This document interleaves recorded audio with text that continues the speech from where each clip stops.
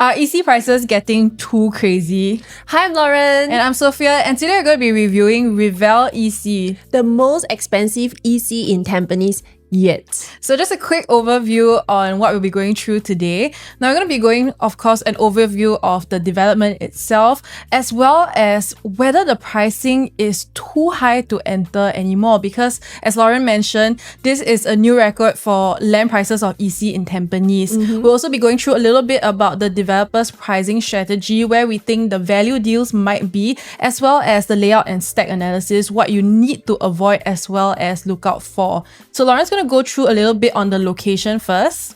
Right, so Rivelle EC is going to be launched very near the Tampines West MRT, as you can see over here. In fact, it's just around 5 minutes walk, and this MRT is already up.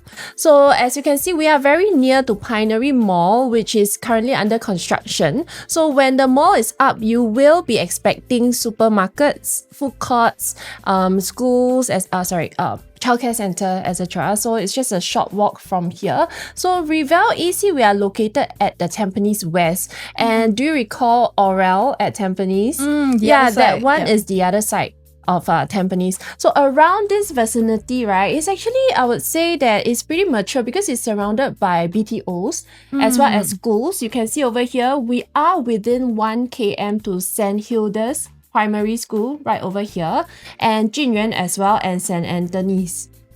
So around the area, we are also one stops away from Tampines Regional Centre right over here, where we have Tampines Mall, Century Square, all the 3 big malls, as well as the bus interchange. Okay, so basically everything is in the area already. Yes, this is Tampines. Yeah, which I would say is usually quite rare for ECs. Usually you only see this in Tampines, right? If I'm not wrong, there's about 500 plus units for this. Moving on to the overview for Rivelle, there will be 11 blocks ranging from level 12 all the way to level 14. And you are right, there will be 572 units with 80% car park provision. The developer for Rivelle is the same as Rivelle of Tampines, which is Sim Lian. The very same show flat actually. Yeah, it's the exact same location. So if you have missed Rivelle of Tampines previously, this is your second chance. I think after this, there's not much EC coming back in Tampines already. In fact, there isn't. Just looking looking at the looking at the JLS moving forward, there is no EC plot upcoming at Tampines. So diving into the unit mix, quite interesting here actually. So you'll be able to get a 3 to 5 bedroom. But what's a bit different is the largest percentage is actually placed on the 4 bedroom. So very different than what we saw at Rivelle, more like what we saw at Coastal Cabana. So initially I was thinking, why would the developer do this? It's quite different than what we know. But if you actually look back at the Rivelle sales, I believe 5 bedroom was the first one to move off. By the second or third day, there were only 4 units left. Yeah, exactly. In fact, right, if you were to look at the Rivelle's data, during the launch day, 4 and 5 bedrooms sold more than 90%. Yeah. Oh, that's crazy. Yes. So actually the big units were moving first. So we do see this change in trend. Last time usually would be the 3 bedrooms that move the fastest. Yes. So we can see why developers might kind of change their strategy. So looking at the blocks, we have 11 blocks here, and all the units will be facing north and south. So what are the different facings you have here? I think this one is going to be a little bit different than Aura and Tenet, in the sense that your outward facing is towards the road, but it's a much quieter and smaller road versus what we saw at Rivelle, which was the highway as well as with Tenet. So likely the inward facing ones, which are towards the swimming pool, I think that's where they're going to put the premium. So in terms of facilities, I would say it does cover all the bases. You have a tennis court as well as several very large swimming pools. I'll be interested to see how they actually price the difference between the different sizes. So just a quick overview on how the view looks like. So we can see that for the ones that are facing on this side over here, so do note that where Rivelle is situated, you are actually surrounded by a lot of BTOs. And within these BTOs, you're going to have pockets of open spaces as well as some facings where you are directly opposite the block. So that's going to make a lot of difference in terms of your selection. So if you look over here on this side, if you are facing towards Tampines Green Topaz, now half of the blocks over here will be facing the multi-story car park. So if you're going to pick there, you might want to pick above the multi-story car car park, I believe it's the 6th floor. Level 6, yeah. To have some clearance. And on this side as well, Tampines Green Quartz, if you're looking towards the side of your balcony view, you have a little bit of an unblocked view before you reach the blocks over here. Now on this side, the back of the development, there hasn't been any construction yet, but currently with the URA planning, it is cited to be a health or a place of worship plot. And of course, I think where the best view will actually be the blocks over here, which will be facing the clubhouse that looks a little bit like this. Now, why do I say it's the best view? If we take a look at the distance between the blocks, this is going to have the further setback. So you have 110 meter gap once you clear the clubhouse. So definitely very nice. You have that long view. And as long as they haven't built anything, it might be an even further view than that. Yes. But I think one thing that we kind of notice is the block distance. Correct. Between the inner ones. Exactly. So for this stacks over here, right? Yeah, it's definitely I would say one of the better ones. We will elaborate on that later when we come to the unit selection. But if you zoom inwards, right? Yes, no doubt when there is no view outside, right? Developer may place a premium on the pool facing. But do take note that the blocks to blocks distance, right? For example, these two is around 23 meters. Quite okay, but when you look at the blocks between block 65, 63 versus 67, 69, it's only 17 meters. That's quite close. Yeah, it's very close. And in between, right, it's not a pool. It's actually like a green corridor over here. Like a lawn area. Yeah, so if you are choosing units from these blocks, right, so do be careful of the close proximity between the blocks. I think by noticing the distance between the block, right, we can see very clearly. So the yellow ones are the 5 bedrooms. If you notice that most of them are actually parked towards the back blocks, which have the furthest distance between. So depending on how far the opposite block is, I think the premium is going to be very different also. So that's just something to take note there. On to our next segment, we're really going to delve into the question of whether this EC is going to be too expensive, because of course this is going to be a new record price breaking for a EC in Tampines. Yes. And like I mentioned in my Coastal Cabana video, we want to know whether this has the potential to still do well in the resale in the future, especially where we don't really have a benchmark to refer to right now.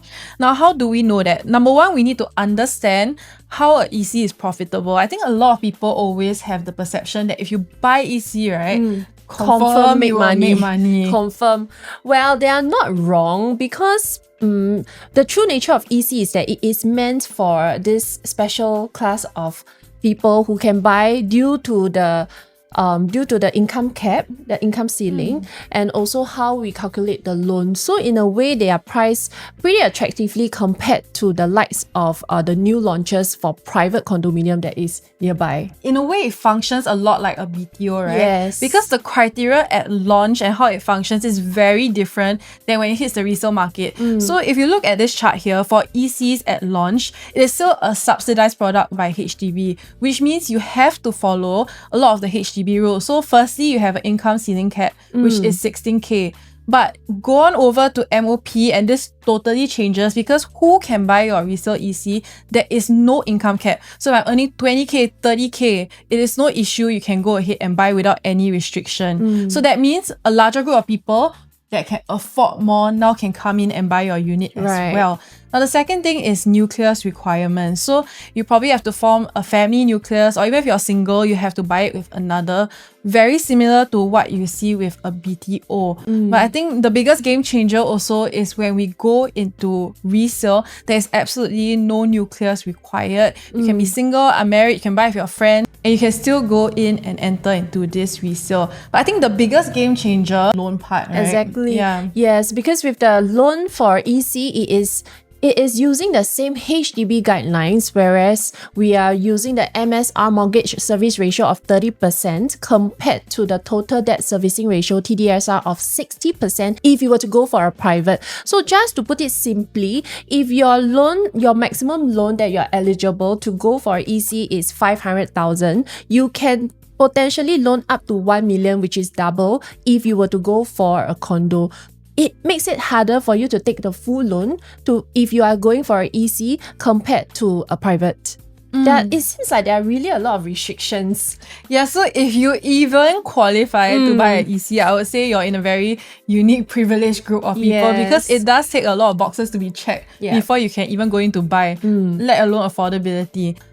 And of course, the last difference is once EC hits MOP, PRs can also then buy. Now, before that, at launch, they are not able to, very similar to BTO. So in conclusion, we can see that the big difference here is when you buy at launch versus at MOP, there's a much larger group of people with more spending power that can buy at MOP, which is why we always see this perception of ECs will make money after MOP. But the question here is, do all ECs perform the same? Look at all the most recently MOP ECs, you can see that the average profit, the range is actually quite different. So of course, we all know 100 palms, and looking at the average profit is over $1 million. Exactly. So 100 palms is all over the news, right? So once it reaches MOP, it's one of the highest profitable EC that you can find.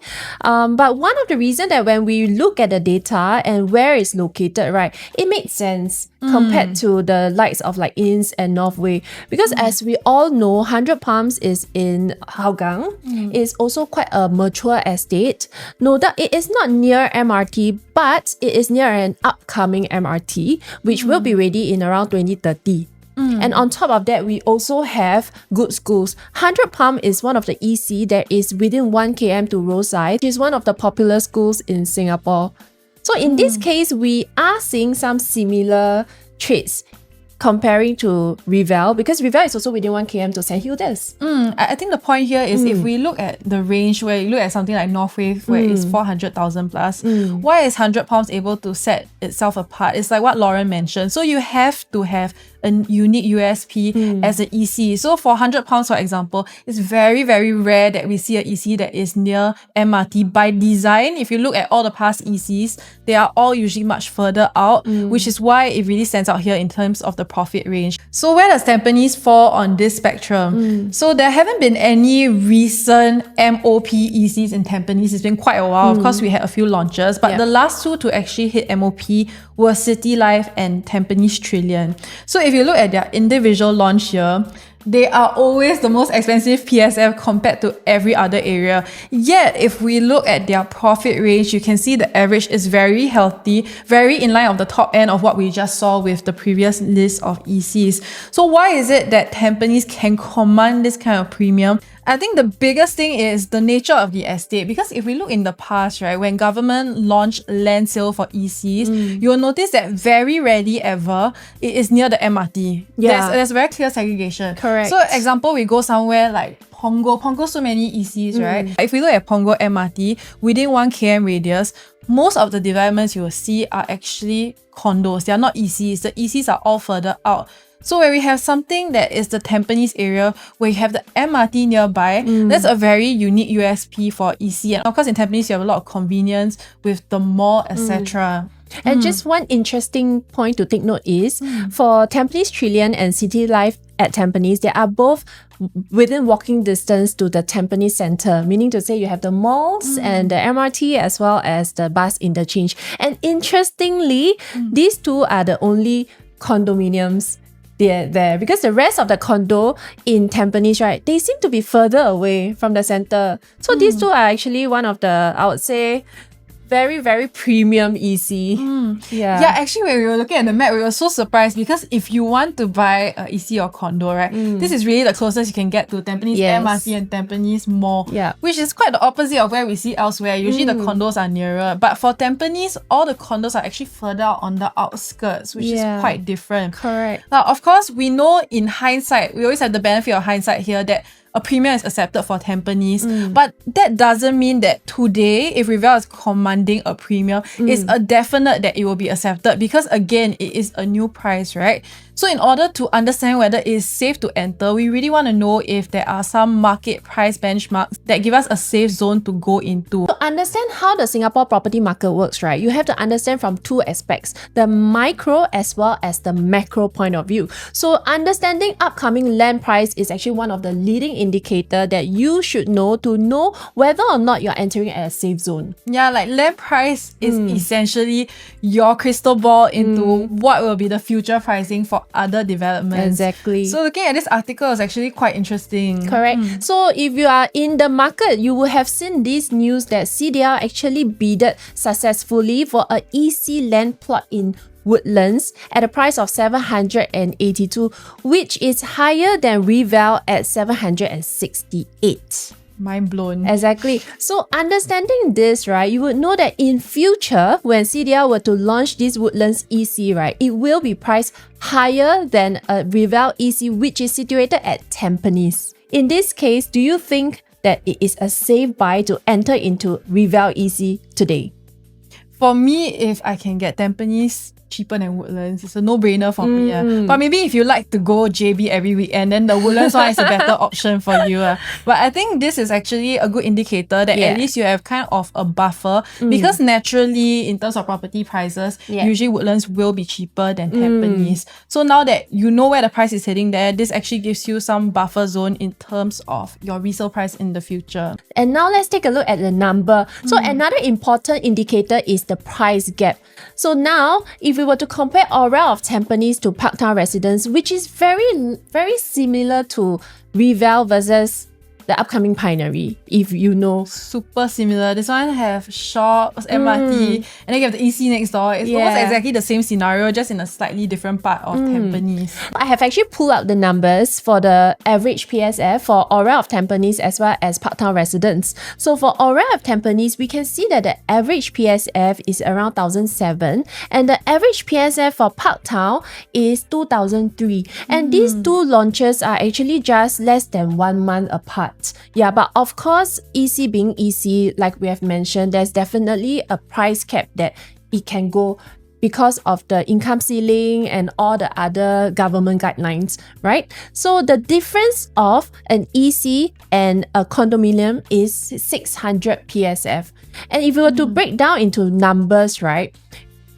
I have taken a 4-bedroom flexi from Aura of Tampines at a size of 1195, comparing it to Parktown Residences 3+ study, the size of 1163. The reason why I took out these two units is because these are the unit size that's most comparable.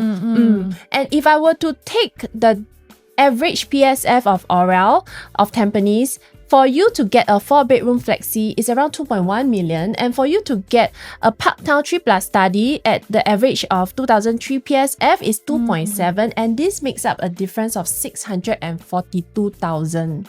Which is again why if you're eligible to buy EC, you're actually going in for a bigger size at a cheaper price, which gives you a lot of buffer. Like, why is it important for us to know this price like you mentioned, right? So we know that this is the mindset that people have in Tampines. This is the kind of price gap that they can accept. And this is very important for us to know when we're looking at Rivelle, because that's going to tell us what is kind of the limit that you don't want to cross when the prices come out. Being said, what are the prices that we are looking at when it comes to Rivelle? So based off the land sale price, what we're hearing on the ground is that the estimated PSF for average might be 1,008 to about 1,009.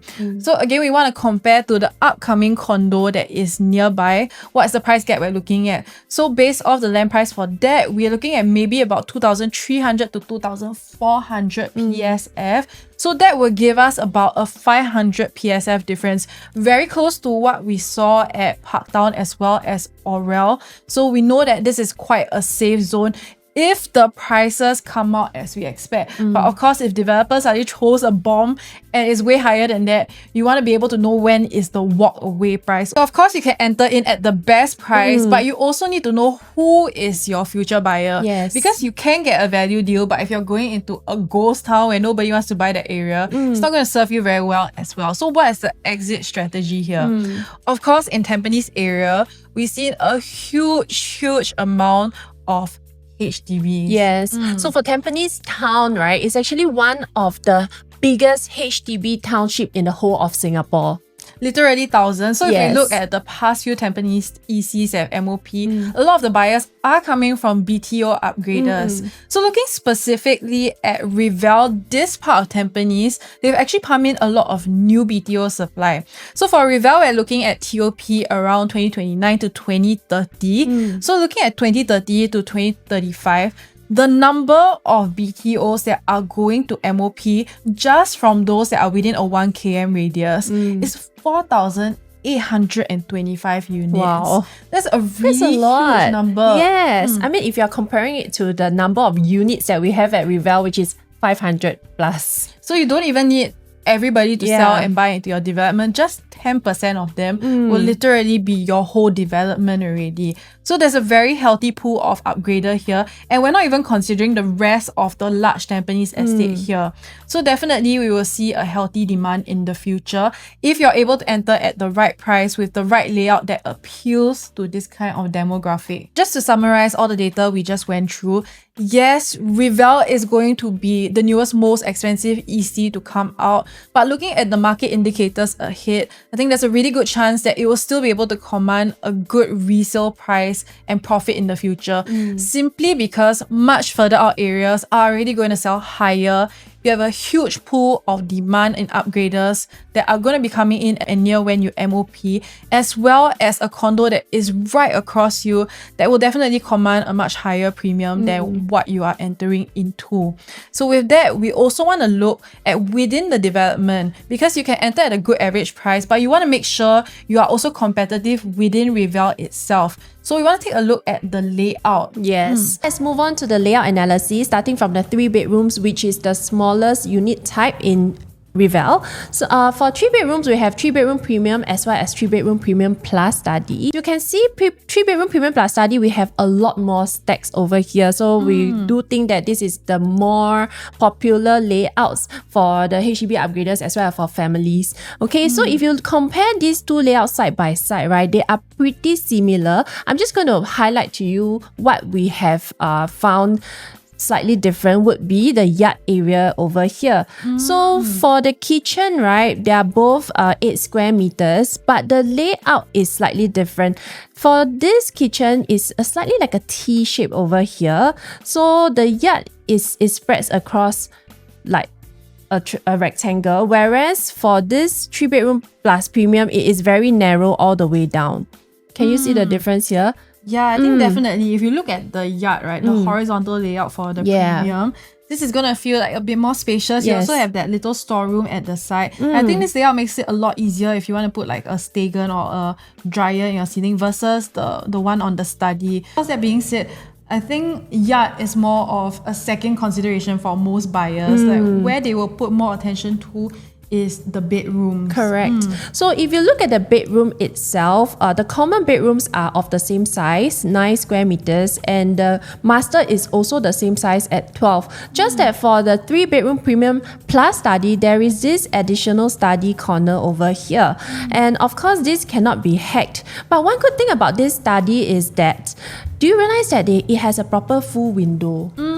Yeah, so usually for a study corner, like other projects, right, it is concealed. It's just like a corner, like a wall, full wall instead of a window. But with this, you will have aircon as well as a window. In a way, you can treat it like a small room. I totally get what you mean. When you say the other kind, it's like those punishment corners, right? You know, where they just fit in the nook, but there's no window there. Yeah, so this, I think it could even really be like a small bedroom if you needed it to be, like with a super single bed. So maybe your smallest kid or even your helper, or even purely if you need more storage, I think this is going to give a lot of flexibility. And I think developers here are quite smart, right? Which is why you have so many stacks for this. They know this is what it's going to appeal to the crowd that is coming in here. Actually, facing looks pretty similar for both.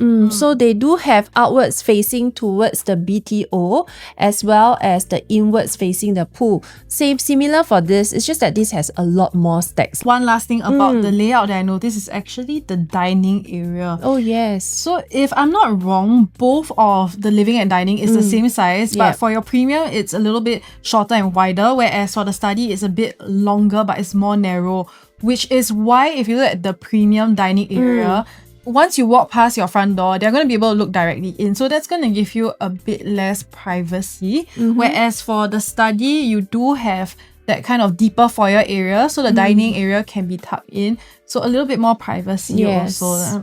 So that brings us to what is our top picks for the 3 bedrooms. Between the two of us, we do prefer the study layout. So you feel that there's a high chance that, of course, a lot of the premium is going to be placed inward towards the pool facing, because there's not much of a view here. So those facing the BTOs are going to be a bit cheaper. So that being said, if you're looking for a value deal, I think you can look at stack 1, 2 and 6, which is over here. So these will be the 3 bedroom studies that are facing outwards, and you want to try to go for a higher floor here that clears the multi-story car park. Why do we say this is possibly a value deal? Because with the cheaper facing, you might be able to get this bigger size at the same price as you would with an inward facing smaller 3 bedroom premium. So for a larger layout, maybe a bit less premium facing, but you still have that unblocked, I think it will still be a pretty good unit to enter because more space and still okay facing. Next would be stack 16 and stack 24 over here. And we would aim for the lower floors because you still have that premium of a pool facing, but likely the lower floors here might overlap in pricing with the smaller 3 bedroom higher floor but pool facing. So this would be quite a good buffer zone to enter into. But of course, once your price starts coming too close to the 4 bedroom, you might want to avoid that and go for either a bigger unit or 4 bedroom instead, or go back to a smaller 3 bedroom that has a cheaper price gap. And lastly will be stack 20. Now we love this facing. Stack 20, this is the only 3 bedroom plus study. And wow, when I see the artist layout, right, you have that 110 meter gap over here. So try to clear the clubhouse. That's going to have a very far setback. So like we mentioned at the start of the video, the plot behind the development is also still empty. So you're going to have a lot of ventilation coming into a house as well as a very long unblocked view. And only you for 3 bedroom study will be able to get this view. So we do think it's quite a unique stack. Moving on to the 4 bedroom units, there are a few unit types. So I'll start off with 4 bedroom as well as a 4 plus study. Alright, so if you look at the stacks, most of them are inwards facing. Okay, except for this particular stack over here. And for 4 plus study, there are only 4 stacks, and I would say most of them are inward facing. Okay, we'll touch on our top picks later. So for the difference between these two, right, we realize that when you walk in, you are actually looking at the wall. And whereas for this one, when you walk in, right, the kitchen has this glass panel over here, which I would feel that is a little bit more special because it's a different kind of vibes altogether. Because when you walk in and then the glass, right, it's gonna visually open up the space. Like immediately you will feel like you're looking at a bigger space horizontally. Whereas for the first one, this is a minor thing, of course. You walk in, but you're not gonna really see into the kitchen because your back will be facing it. So just the feel when we first walk in, I think this will actually be a nice little touch. So other than that, actually the biggest difference I would say is the kitchen, because other than that, it looks almost the same. So for the kitchen over here is right in the middle and the home shelter is at a corner. Whereas for this, the home shelter is just right at the entrance and you have to turn right to walk into the kitchen area. And one very big difference would be the master bedroom. I'm not sure if you can see it. I'm sure you can see it. This is my favorite. I'll just go ahead and say it. This is my favorite master bedroom in the whole of Rivelle. And the reason is because they were so smart to put the study area there. So usually you'll see the study next to the kitchen. By placing the study there, you're going to have a lot of different options. So first of all, if you choose not to build the study room up, this is going to be a huge master bedroom. In fact, it will be bigger than the 5 bedrooms master bedroom. So it's going to feel super luxe. But if you really needed to build even an extra small room, maybe a baby room or an extra walk-in wardrobe or just a study, this is going to give you so many options because of where it is placed. But ultimately, I just love the idea of a huge master bedroom, which you already see in this kind of 1,000+ square feet 4 bedroom. So moving on to the next 2 bigger 4 bedroom, it will be 4 plus flexi as well as 4 premium. As you can see, these two layouts, right, have the exact same size, 1184. But the layout is very different, in my opinion. Okay, so for 4 plus flexi, there is no dry kitchen.